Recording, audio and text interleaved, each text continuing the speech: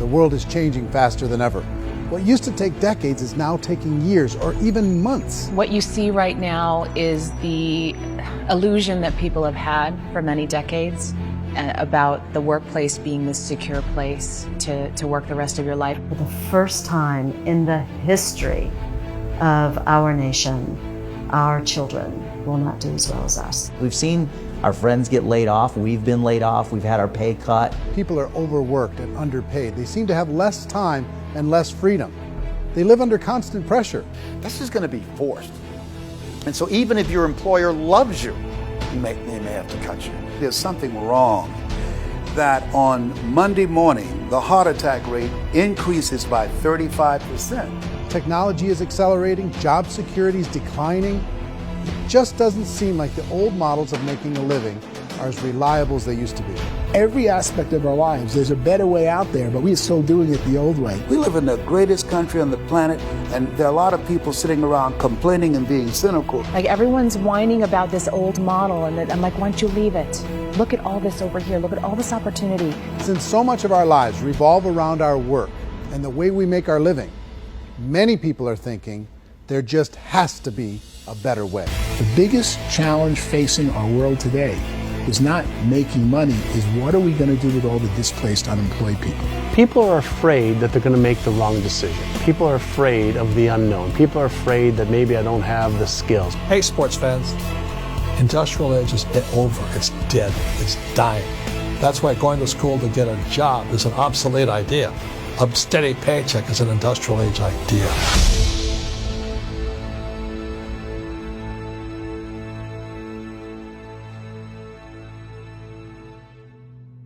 It's the search for answers that has brought us here together today. My name is Eric Worre, and for almost 30 years I've been an entrepreneur, struggling at times, but ultimately succeeding. As a best-selling author, speaker, and business owner, I've spent my entire career helping millions of people around the world to become entrepreneurs. And I believe strongly that there is, in fact, a better way when it comes to how we make a living. The career landscape has changed dramatically, and many are still working in a model that is completely out of date. What worked for previous generations isn't working as well for people today. In this film, we're going to explore 3 important questions. First, what's really going on in our working world today? Second, in this new economy, is it better to become an entrepreneur, or is it safer to work for someone else? And third, if a person decides to become an entrepreneur and start their own business, how can they do it without taking on massive risk?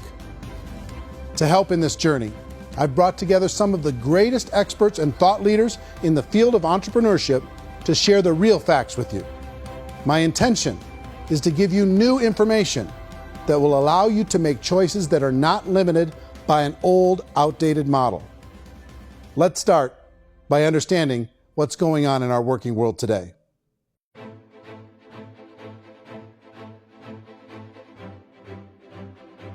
Let's look at unemployment. 30-40% of the people are honestly not working, but would be working.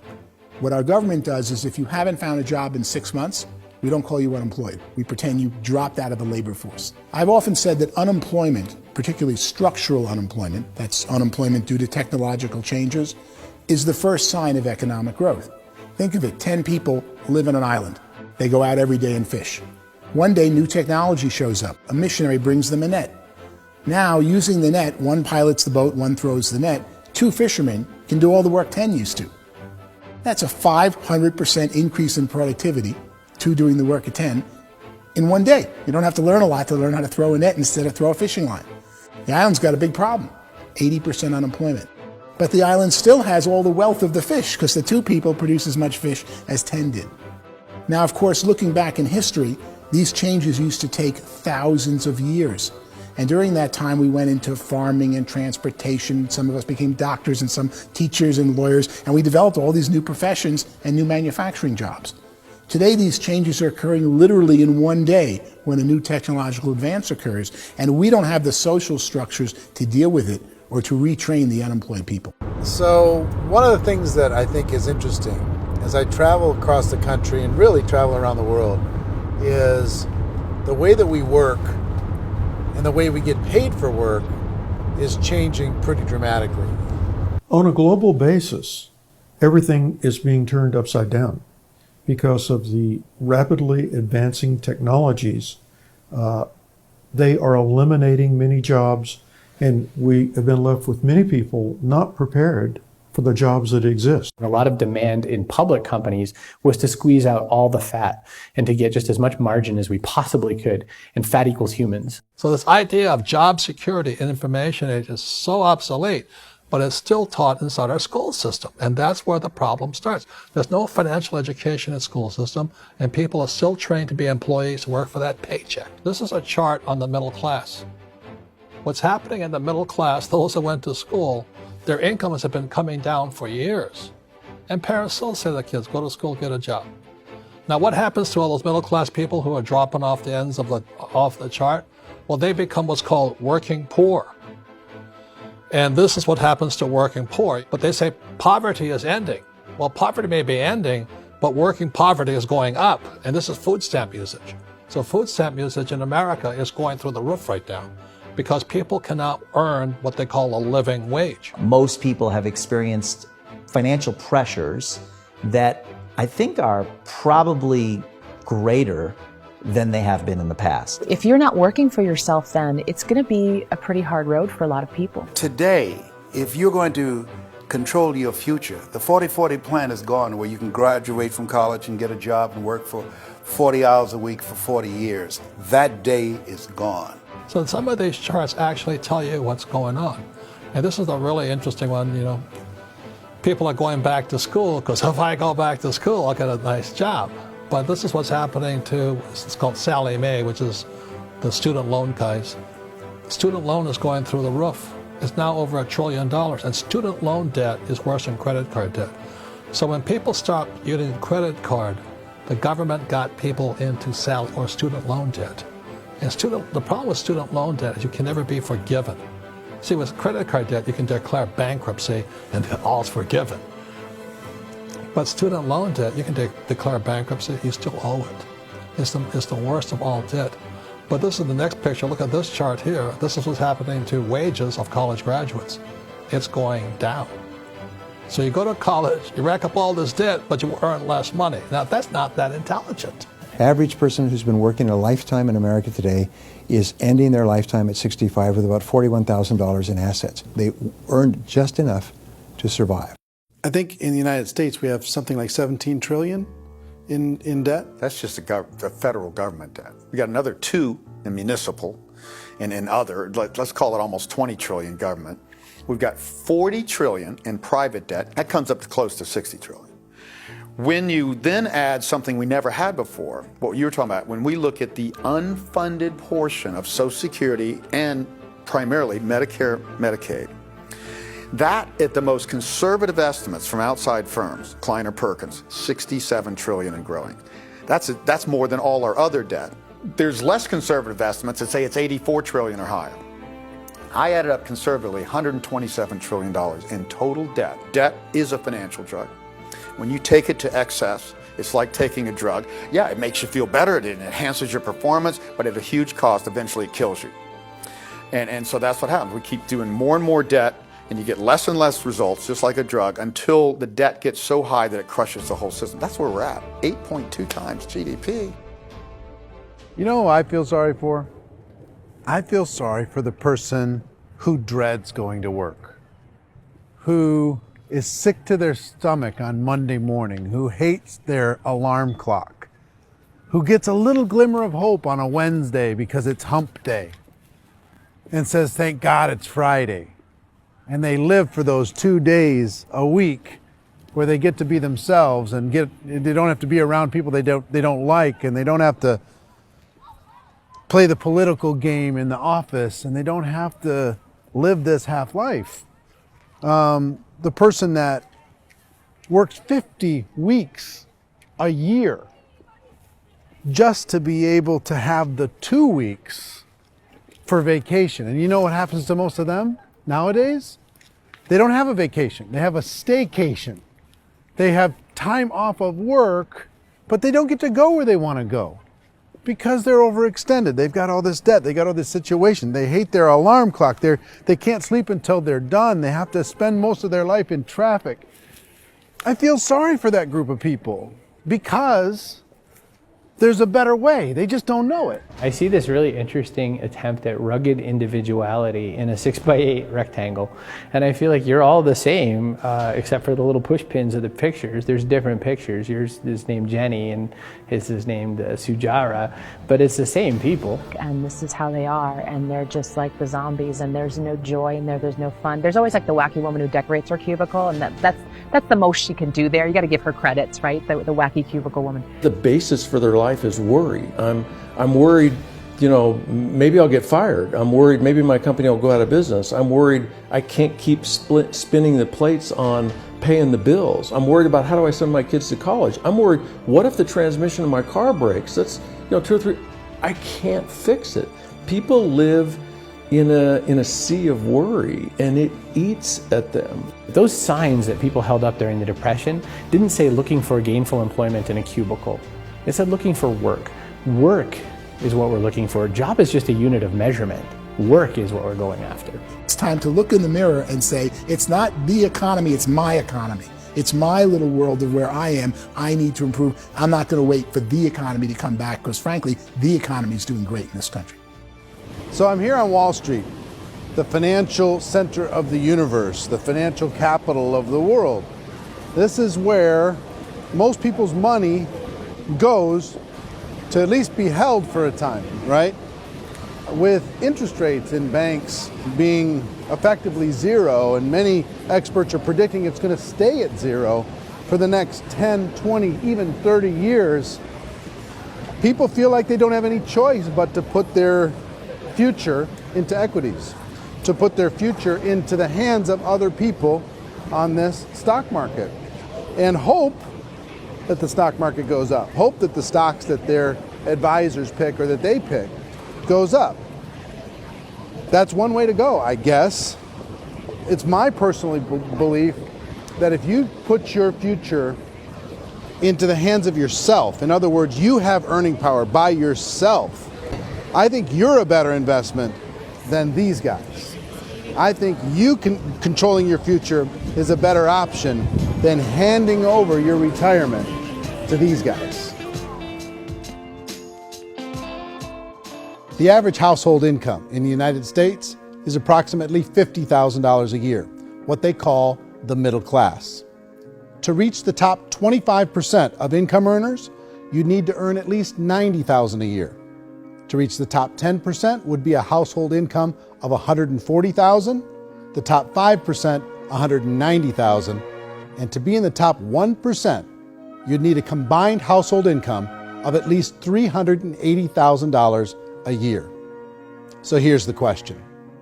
What do you think would give you the best chance to move up and get to the top 10%, the top 5%, the top 1% or beyond? In my opinion, and in the opinion of many, many experts, the answer is to become an entrepreneur, to become your own boss. I think you have to be a business owner. I can't, the only time I ever say to someone it'd be great to be an employee is when they've already told me they've surrendered. I only tell people who are wounded spiritually that they should be an employee. And it's that feeling that you get when you pick up the backpack off the little Cub Scout and say, "Don't worry, little guy, we'll get you back to the camp." You know, it is in no way a kindness when I tell someone they'd be a great employee. The other status symbol really increasingly is lifestyle. And people can own their own business, maybe even work out of their house. That, I tell you, people admire that. Like, gosh, I wish I could do that. The spirit of the entrepreneur is to be a risk taker and to be resourceful and unstoppable and to have a vision of yourself beyond where you are and not willing to settle for life as it is. You think about the great entrepreneurs, they're visionary, they have heart, they're willing to do today what others won't so they can do tomorrow what others can't. Personally, I don't think of the new economy, the old economy. I create my own economy. The entrepreneur's in control. I decide what the economy is going to be like. In the world of entrepreneurship, there are no limits. You can make as much as you want, depending on how much you want to work and how smart you are and how great a team you put together. There's no more lifetime rewarding business than being an entrepreneur. Why in America, where anyone could be anything, would people want to give up their freedom and become effectively a modern-day slave, told shut up and be here every morning at 7:30, leave at 5:30, and do what I tell you? If people decide to become an entrepreneur and work for themselves, they have some traditional options, but they're riskier than you might think. Any kind of a retail business, retail build-outs is extremely expensive. Even just these small little yogurt stores where they're putting little yogurt machines and you get all the different flavors, you're spending $200,000, $300,000, $400,000 to open a yogurt shop. I would love to buy a Dunkin' Donuts, but it's $500,000 or so to start. I don't quite have that just in case money. Risking lose it all, and most guys do 2 or 3 times, and even big guys like Branson, because I'm such a fan of his, half his companies don't work. If you make $1 million, your problems are going to go. If you make $1 billion, your problems are really going to go. Just the opposite. You and I know when you're making $1 million, you get $1 million responsibilities. You make $1 billion, you got 1,000 times $1 million responsibilities. And most people say, I'd love to be my own boss. 70% of Americans would love to be their own boss, according to recent polls. But they don't know how to get there. Because what are you going to do? One, you could buy an existing business. If somebody's selling an existing business, you have to ask why. Usually because it's probably hard. It's probably not making as much money as they hope. 2, they could buy a franchise. A little less risk, proven system, but it's expensive to be able to do that. 3, they could start something from scratch. And that's where a lot of people feel like, I don't have the chops to do it. I don't have the money. I don't have the product idea. I don't have the expertise. I don't have whatever it's going to take to be able to get there, and I can't risk my family to do it. So, 4th, they could become an investor. A lot of people in this town invest to try and figure out a way, but you got to be pretty smart with that game too, right? Venture capitalists, who are the very best and most sophisticated in investing in new breakthrough businesses, make it on 1 out of 11. That means 10 out of 11 are mediocre or fail. Most of them fail. That's the risk there. An angel investor is lucky to get 1 out of 15 or 20. A business is a team sport. Like, I have to have accountants, I have to have engineers, I have to have system designers, I have to have sales, marketing, I have to have accounting, I have to have mission statements, I have to have legal and all that. The average Joe Schmo, even me, I go out there, I don't have the skills to put a business together. I think the bottom line for the 4 traditional options is they take money, sometimes a lot of it. They take expertise, and they take time. All of that adds up to just too much risk for most people. I bought a business from somebody else and it was a lot of work. And you start wondering, what did I just buy? Because I guess ultimately I own your email list and I just overpaid for it. People that start their own business, they spend a lot of money, they spend a lot of time, a lot of effort to get things started. And the more you invest on the upfront, the harder you typically work at it. I can tell you what the success rate is of a restaurant. If what is it? They're crazy enough. About 90% of them fail. About 90%? In how quickly? Year or less. Wow. And if we're talking non-franchise, we're talking franchise, Sure. That's totally different. Yeah. But our students aren't getting franchise restaurants. You got to invest big money. Exactly. And with someone like McDonald's, you've had to work with the company for a long period of time, really know the You even have a chance of investing $1 million. have a chance, and it's a slim chance. What if there was a way that you had all the proven aspects, the comfort aspects, and you could still control your own life? What if there was both? In other words, you didn't have to create everything from scratch. You didn't have to be a super leader. All you had to do, what if there was a proven product already? You didn't have to create the product. And there's a proven system already, proven training already. Everything except an employer. That was the only thing that you didn't have. Do you think more people would be open to working for themselves in that environment?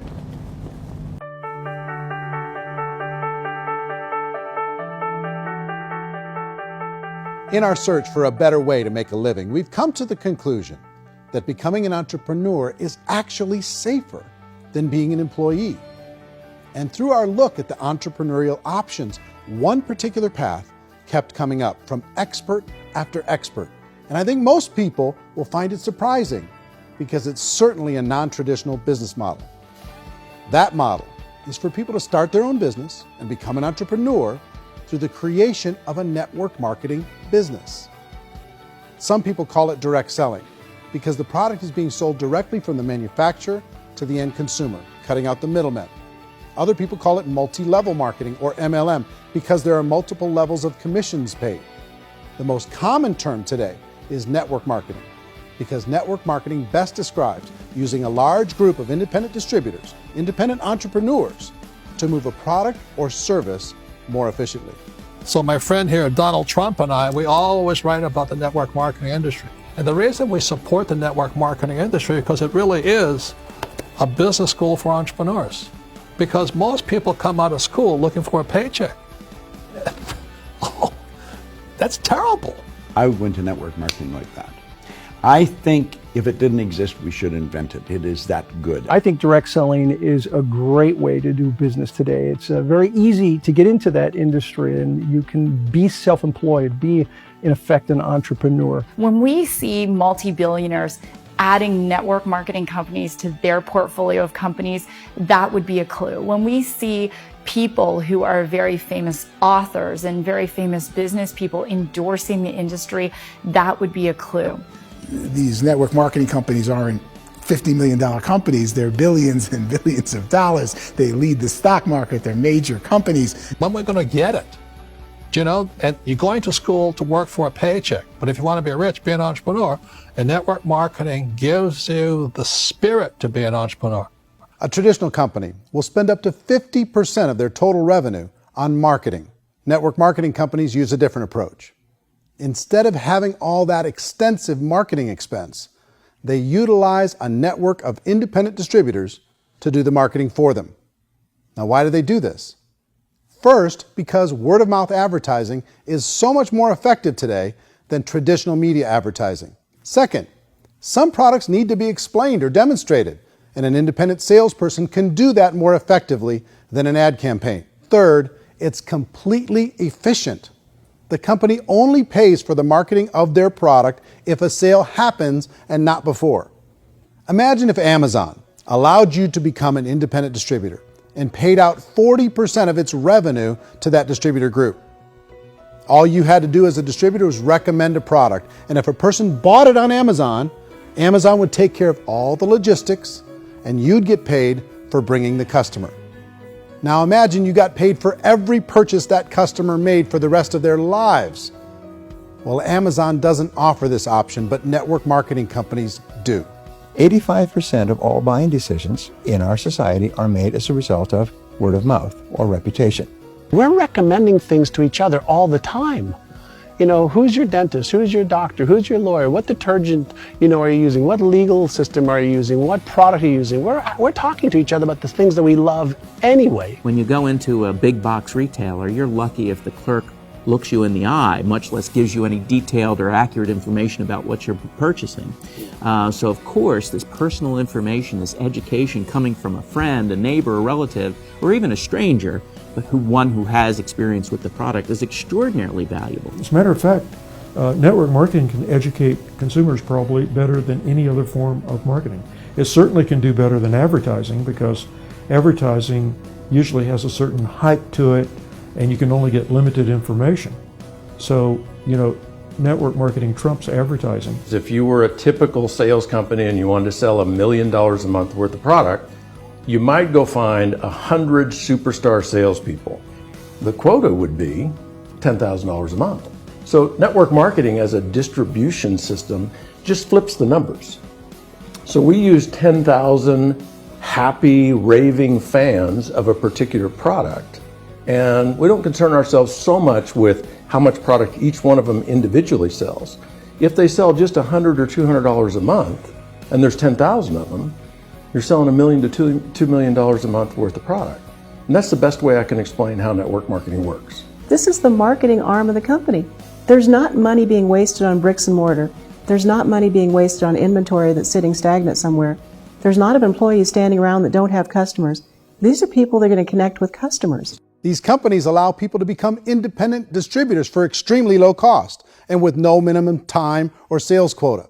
Essentially, they own their own business and can provide as much or as little sales as they choose.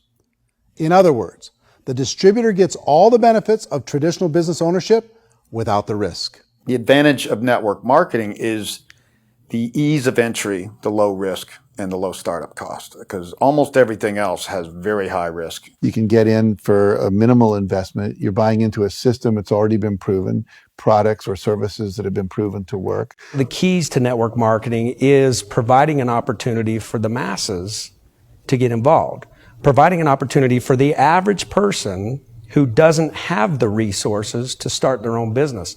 All of this so far is fairly straightforward, but network marketing offers another benefit, and it's this benefit that makes it so interesting for entrepreneurs. Network marketing allows a distributor to build their own network of other distributors and then compensates them on the sales created by that entire group. Direct selling is, at its base, very simple. It's the sale of a product or service to an individual on a face-to-face, one-on-one basis, just the way we're talking right now. But there's an important element as well, and that's the offering in conjunction with that sale of product, the offering of an opportunity for someone to make something of themselves. No matter what your social status is, no matter what language that you speak, I mean, look how many unbelievable people are becoming successful to speak every kind of language out there. What an awesome gift to give the world. Instead of having to work your way up in a system and prove that you could be a sales manager, they just decided everybody can be a sales manager. Everybody gets to build a sales team from day one.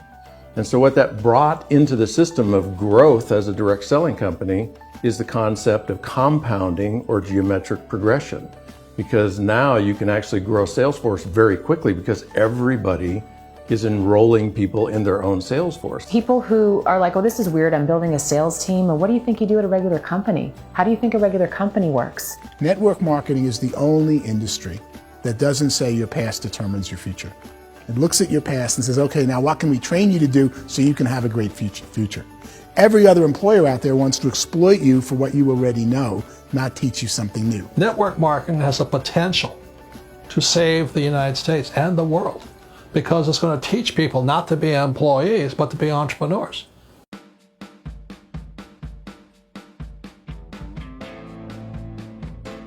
According to the Direct Selling Association, if you add up all the network marketing companies around the world, they combine to do over $178 billion a year in retail sales.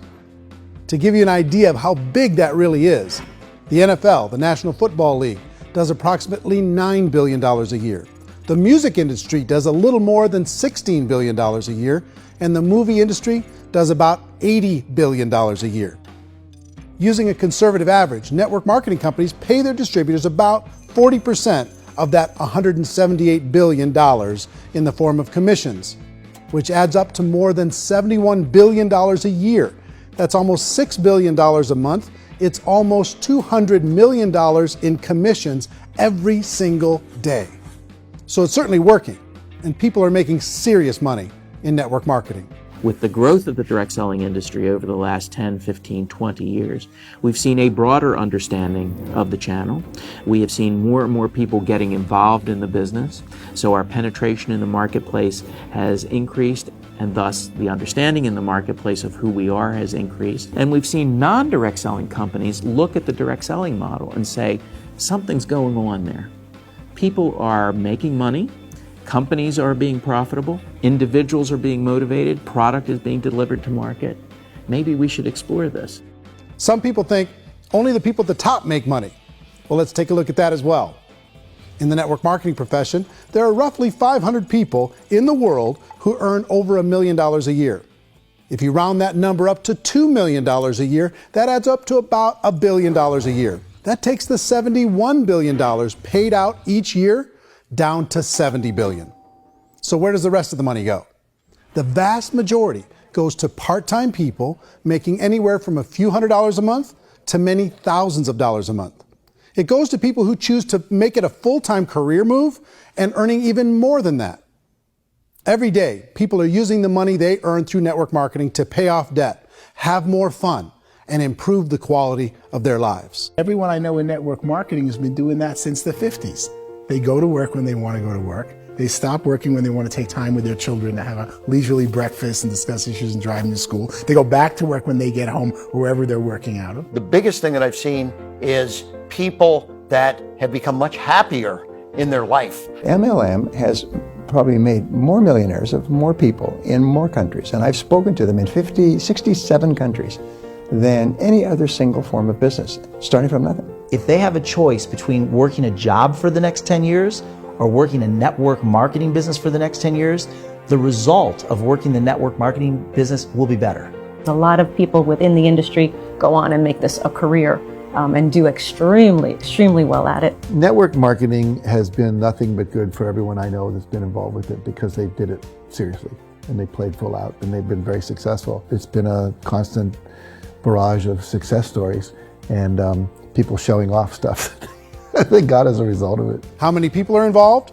Approximately 16 million Americans and 96 million people around the world are currently participating in network marketing.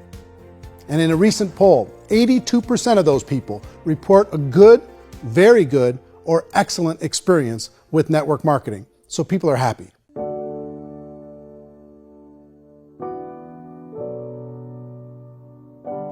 So I've taken a look at the network marketing profession and really tried to understand why so many people are confused as to the validity of this as a business.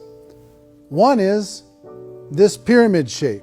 People get really messed up with this pyramid. Oh, it's one of those pyramid things.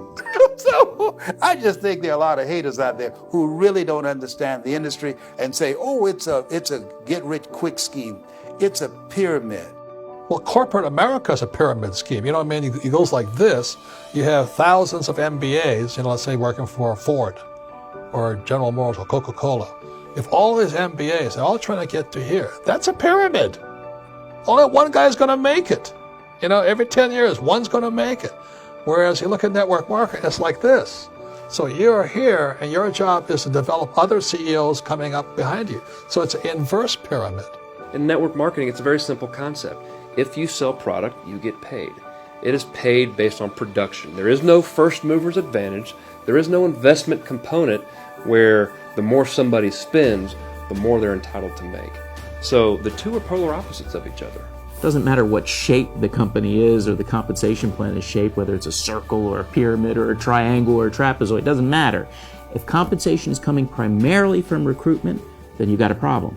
On the other hand, if an operation is basing their compensation to participants on the basis of sales, even when those sales are generated by people you've recruited, well, then you're a perfectly legitimate enterprise. That's the legal test, it's the practical test. Another issue that's been true in the past that is no longer true now is people used to be in network marketing loaded up with products that they couldn't sell and they ended up a loser. They ended up with a bunch of product in their garage, they ended up with a bunch of products sitting in their kitchen shelves or whatever, and they thought they could sell it and then they weren't willing to or able to sell it and they ended up with a bunch of stuff and they were bitter about it. There was this thing called front loading where you had to buy if you bought $25,000 worth of product, you got better commissions and all this. Today, it's almost all done by computer. It's direct mail comes from a warehouse somewhere else. You don't have to have all this inventory. You don't have to stock up. It's a paperless world now. Most of it's done online. You have a back office. It really works. And I mean, the technology has changed everything. Third issue is people start talking about 99% of people in network marketing don't make any money. Well, we've talked about that over the course of this journey together. Almost $200 million a day is being paid out to network marketing distributors around the world. The naysayers, the people who say that it doesn't work, are usually the ones who just don't know how to make it work for themselves. And so they're giving you an opinion, and I tell people, don't confuse people's opinions with expertise, because opinions are free. And don't confuse sincerity with the truth, because people can be sincerely wrong. But here's the reality inside of network marketing. The vast majority of people that get involved in network marketing just become customers and they get involved to be able to purchase product at a lower price. If you take Costco as an example, if a person goes into Costco and gets a membership to Costco so they can get a lower price on the product, we don't call that person a loser because they have a bunch of product that they walked out with a smile on their face. Yet when some people want to take a look at network marketing, they say, well, those people, they're just using the product and they aren't earning an income, so they must be a loser. They're not a loser, they're a happy customer. That's the vast majority of people that are involved in network marketing. Now, a smaller percentage of those people decide to go build a business. They earn $300 a month, $500 a month, $1,000, $2,000. That's the bulk of earnings in network marketing. And then there's the few that really decide to take it serious, really decide to build a large network, really work to make that network very, very productive. And those people make huge amounts of money and there's no cap. What I do as an outside economist, just somebody looking at this industry like any other industry I speak and say, look, what's the realities of this? 1% do incredibly well. 10% generate some additional income at pretty low risk and effort, that's fine. And 90% of people roughly end up customers. One thing that I think is real when it comes to people's perceptions about network marketing is people put this, and distributors, I think, involved in network marketing have some responsibility for this. They have sometimes unrealistic claims about the product or about the income. Most people who become distributors, they want the money, they want to be successful, but they don't have the skills. They don't know what to do. And when people don't know what to do and they're in a new business, they're scared. And when they're scared, they panic and desperation kind of sets in. So they think everyone they talk to has to get in. So if I talk to you and you say, well, no, I don't have time to do that, they're like, no, I need you. You have to do this or I won't be successful. So I start clawing on you. I start that desperation. So then I start making claims about the product, which are not appropriate, probably not even true. Or I start saying, let me show you how you can make all this money and you don't have to do anything, Eric.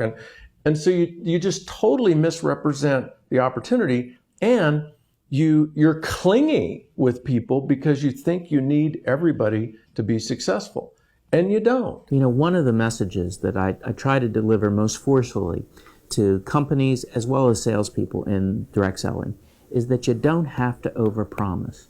The reality is in network marketing, there's a lot of hard work involved. There's a lot of effort. You're going to have to develop yourself. It's a business like anything else. It's going to take some time, but in my opinion, it's better.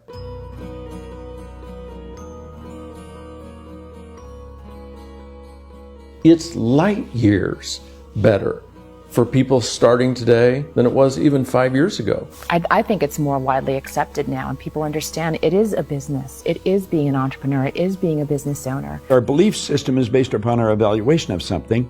And frequently, if we reevaluate a situation, our belief about that situation will change. The industry has changed and it's grown up. It's totally transformed. You've got young people today that have grown up with social media, and they understand networks. They understand how people are connected through technology, and they understand how money flows through those networks. So when they see network marketing, they don't see it the way their parents saw it. And we've all learned, the larger industry that you represent, has all learned from those mistakes and flaws and errors that have happened early on. Early algorithms didn't work the right way. That's all fixed. It's like when they design a computer program, they design the program, then they run it, and then they go back through and they debug it. The MLM industry has been debugged. This is the day of being virtual, being able to run a business from your mobile phone. I mean, it's incredible. Companies are getting smarter. They're implementing more consumer protections. They're implementing more compliance training. They're doing more with respect to product research. If you do get involved and you make purchases of inventory, even on a voluntary basis, if you decide that this business is not for you, you can leave and have that inventory repurchased by the company. There's no other business that offers that kind of protection on a voluntary, self-regulatory basis.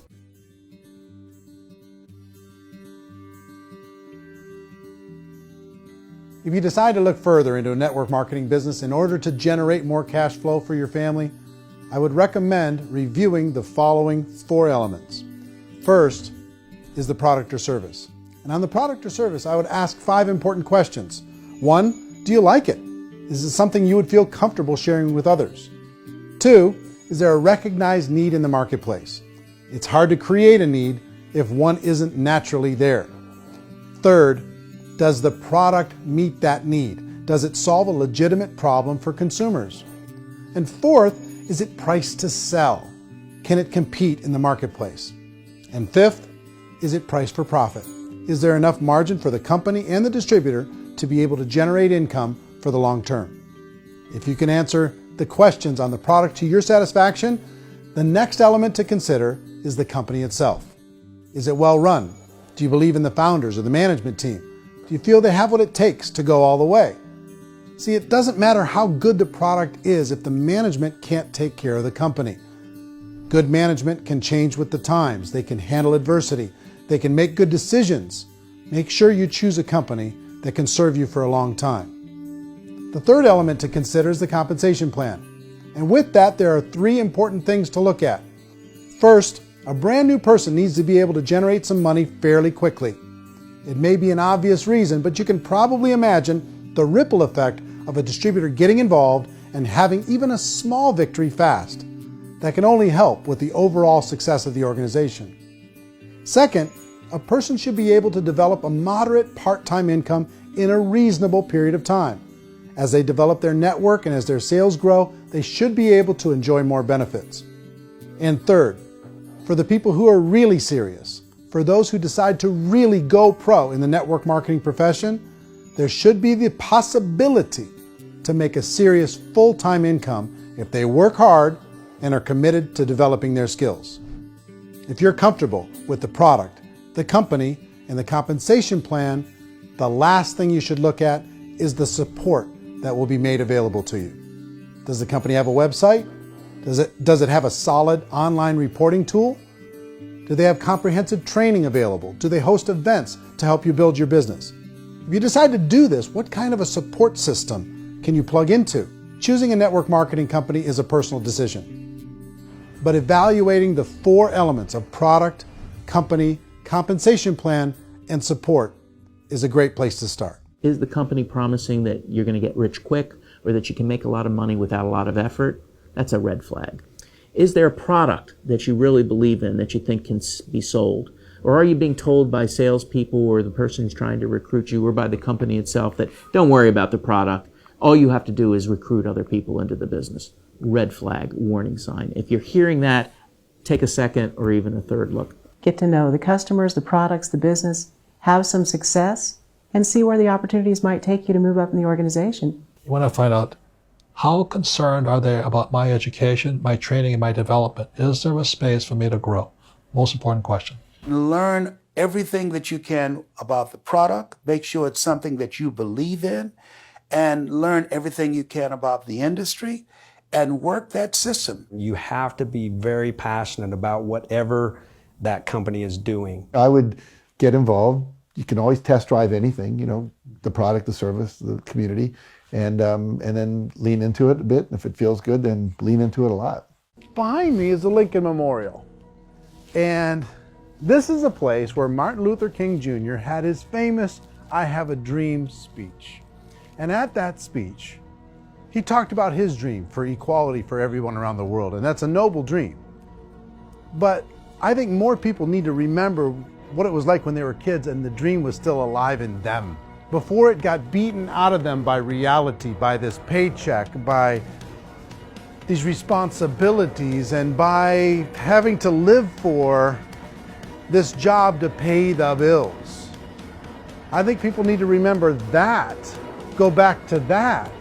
Once they know that there's a better way, I think their future is going to be much brighter. They can live a better life.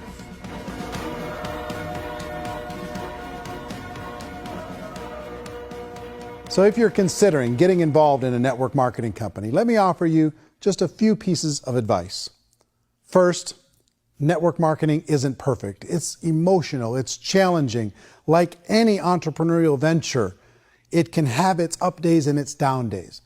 But if you have an entrepreneurial bone in your body, it's just better. Second, if you're gonna do it, decide to be professional. Decide to go pro.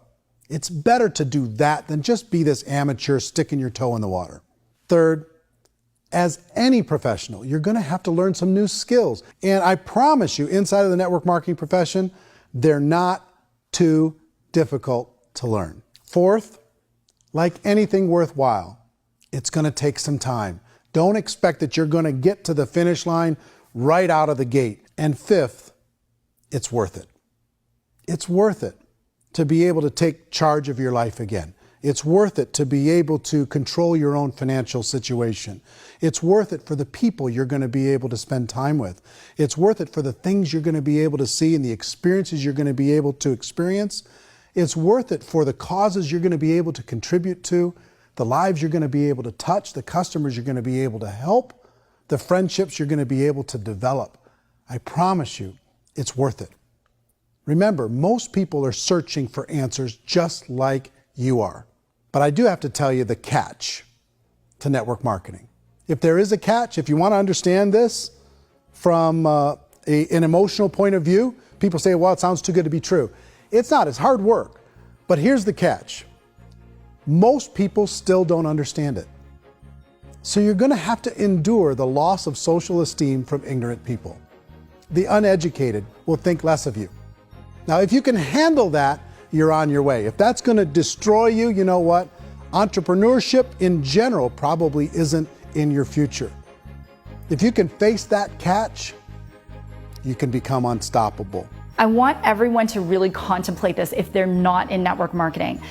You're in a job, you probably have a mortgage, you have rent, you have debt, whatever's going on. You're in a prison. You work just hard enough to keep them from firing you, and they pay you just enough to keep you from quitting. Come on! I've been there, done that, and bought that t-shirt. In network marketing, if you run into failure, it's really just a homework lesson for yourself. There's no one to blame. You really have no excuse not to be successful. You just don't. People don't want to hear that, but there's so much available to you. If you want to be a good network marketer, be a student to the people above you, be a fellow traveler to the people on the same level, and be a teacher to those below, and know when it's appropriate to do which. People who are not afraid of asking people to buy things, or not afraid of persuading people with a chance they may say no, these people own the future. Nothing happens until something moves. So you got to go move, you got to go do something, or nothing's going to change in your life. In the beginning, you're going to do a lot of things that you don't get paid for. But as you go down the road, you get paid for a lot of things that you don't do. And your job is rehabilitate the spirit, the entrepreneur spirit in all of us. Get it back. Either give it a strong yes or a strong no, but no wishy-washy, dilly-dally stuff in the middle. There's dreams and there are nightmares, but I believe that the biggest nightmare of all is when you don't pursue your dream. You're going to see some monumental growth in this profession. It's an exciting, exciting time to be involved with the network marketing profession. The next 10 years, I see just exponential growth. When that tipping point comes, it's not a matter of asking somebody, have you ever heard about network marketing? You're really asking them, which company are you building your wealth in? We are here to fix the world, to improve relationships with other people, to improve other lives. And the real reward comes as an entrepreneur in any level from teaching somebody something and watching them soar. There is no greater reward.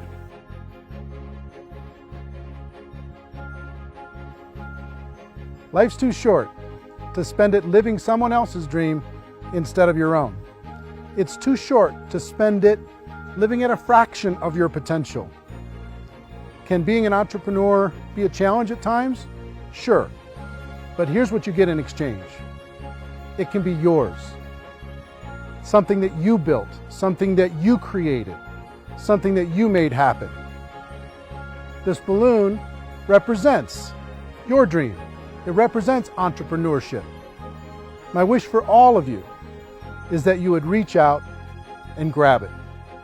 The choice is up to you.